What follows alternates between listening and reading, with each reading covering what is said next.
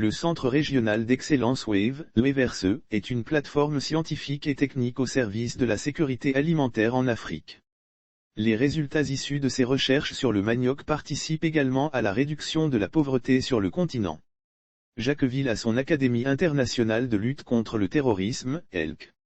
Et Bingerville, son Centre régional d'excellence WAVE, l'EVRSE, pour les phytopathogènes transfrontaliers.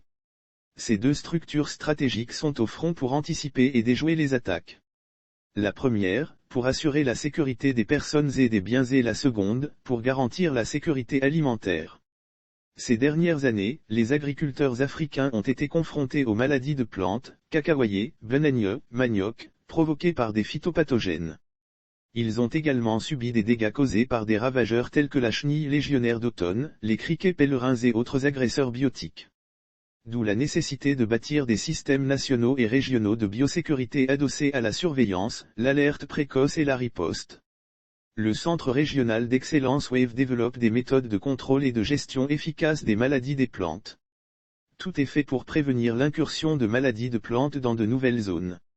L'objectif étant d'augmenter, de manière durable, la production alimentaire en Afrique du Centre et de l'Ouest.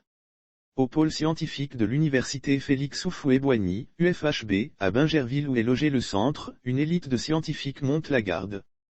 Grâce au soutien institutionnel de l'UFHB, l'UEV a construit et équipé le siège du Centre régional d'excellence, ainsi que 3 nouveaux laboratoires pour un montant global de 500 millions de FCFA.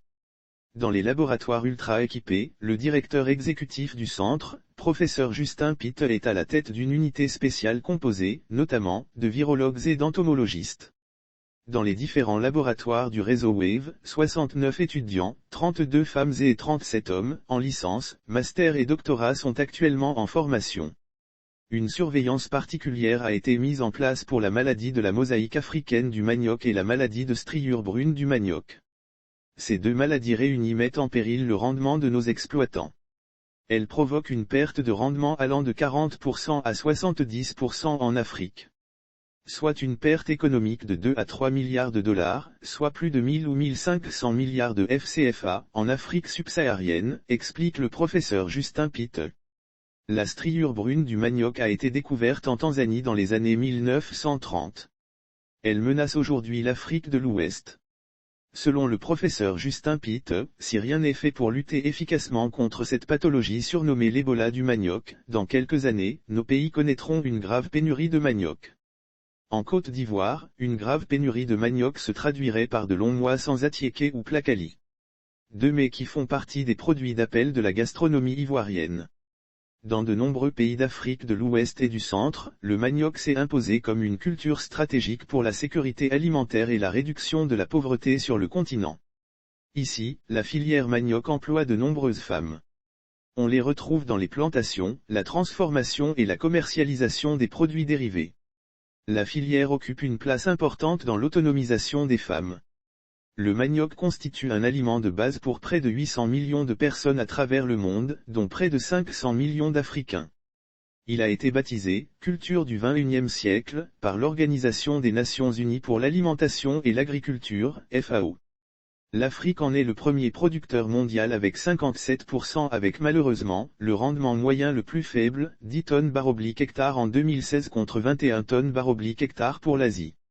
Ce faible rendement s'explique par de nombreuses contraintes dont les maladies virales.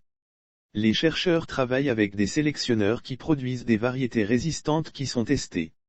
Les experts travaillent également avec les agents de l'Agence nationale d'appui au développement rural, ANADE. Dans le cadre d'un projet mis en œuvre récemment, 42 agents ont été formés pour aider les équipes à sensibiliser et former les producteurs.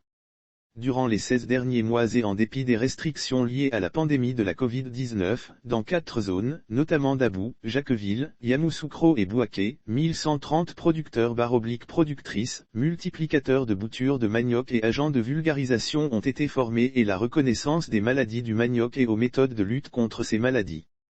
Lancé en 2015 grâce à un financement de la Fondation Bill et Melinda Gates, BMGF, et du Foreign, Commonwealth and Development Office, FCDO, le programme Central and West African Virus Epidemiology, WAVE, a été érigé, en 2021, en centre régional d'excellence par la Communauté économique des États indépendants de l'Afrique de l'Ouest, afin de donner aux agriculteurs les moyens de protéger leur culture. Avec son siège en Côte d'Ivoire, WAVE s'appuie sur un réseau regroupant les universités, les institutions nationales de recherche scientifique et biotechnologique de 10 pays d'Afrique du centre et de l'Ouest. Notamment Bénin, Burkina Faso, Cameroun, Côte d'Ivoire, Gabon, Ghana, Nigeria, République démocratique du Congo, Sierra Leone et Togo.